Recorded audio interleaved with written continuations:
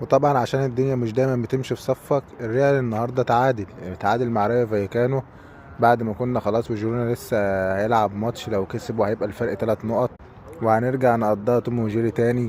هو ده لو بسبب حاجة النهاردة، فإن التشكيلة ما كانتش متوازنة. مودريتش ودياز فينيسيوس جونيور التلاتة دول تقال على الملعب قوي، خصوصا ان في خوسيلو يا جماعة. خوسيلو فينيسيوس تمام، خوسيلو دياز تمام، خوسيلو فينيسيوس دياز فيها مشكلة. هو بلينجهام اللي كان بيظبط الكلام ده كله، كان بيعرف يرجع يدافع يخش المنطقة، وهو مش موجود في مشاكل.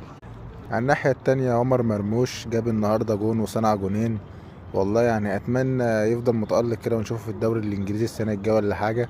ويا ريت بما انه في الدوري الالماني ما يروحش ناحية بايرن ميونخ، لان بايرن ميونخ النهارده بتخسر تاني، وما شاء الله يعني يه يه يه فعلا. وهاري كين ما شاء الله يا جماعة تقريبا ده انحى